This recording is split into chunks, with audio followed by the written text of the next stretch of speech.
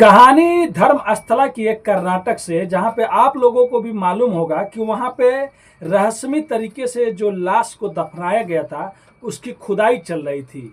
एक ऐसा शख्स सामने आया था जिसने कबूल किया था कि वो 19 सालों में 100 से ज़्यादा लाशों को दफनाया है, 1995 से लेकर 2014 तक। उसके बाद वो धर्मस्थला कर्नाटक छोड़ के चला जाता है, लेकिन उसके आने के बाद माने तो पूरे कर्नाटक में बौछार आ जाता है। उसके बाद कर्नाटक सरकार एसआईटी टीम की गठित करती है। वो भी सीनियर पुलिस अफसर होते हैं, एसपी डीएसपी, खुद डीजीपी साहब के अगुवाई में इस केस को टीम को देखा जा रहा है।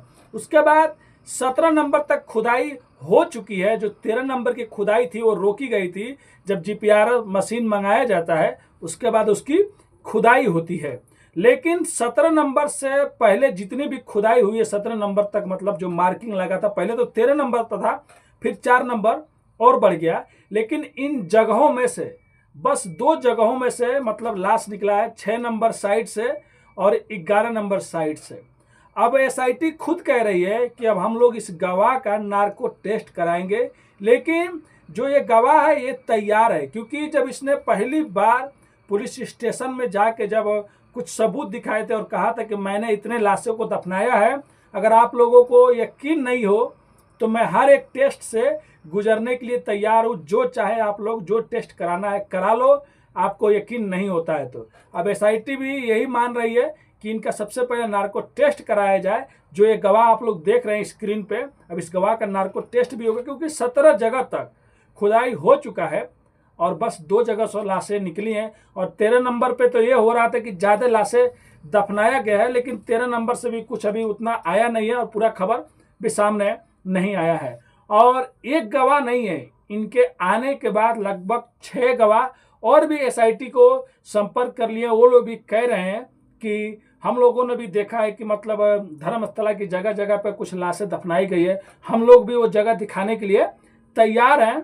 तो एसआईटी 6 और गवाहों को साथ में ले लिया और इस गवाह को भी ले लिया है, और इस गवाह का अब नार्को टेस्ट बहुत जल्द कराया जाएगा।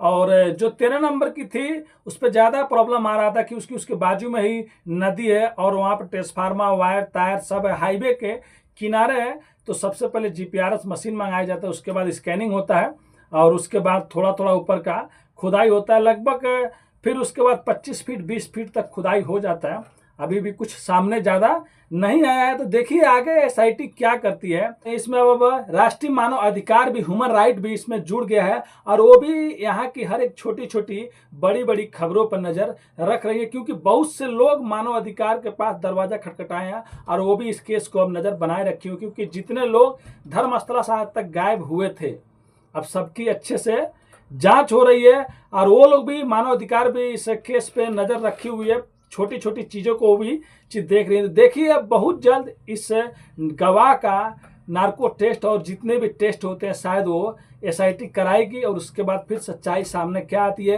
क्या ये अफवाह था, या वो जो जगह पहले चुना गया था, क्या वो 25 साल में हो सकता है कि याददाश्त इधर उधर चला गया हो सकता है कि जो जगह है वो बदल गई हो, क्योंकि 25 साल 20 साल बाद अगर हम ही लोग कहीं पे जाते हैं तो बहुत सी चीज़ें इधर उधर हो गई रहती है, तो हम भूल जाते हैं। लेकिन देखिए एसआईटी अब आगे इसमें जांच कर रही है। अब बहुत जल्द अब नार्को टेस्ट होगा और उसके बाद जो सच्चाई आएगा तो मैं आप लोगों को अपडेट करूंगा। लेकिन 17 जगह तक खुदाई हो चुका है और ज़्यादा कुछ एसआईटी को नहीं मिला है, बस 2 जगह से ही कंकाल निकले हैं और उनकी भी जाँच हो रही है। तो मिलते हैं नेक्स्ट वीडियो में फिर से कुछ सच्ची कहानियों के साथ।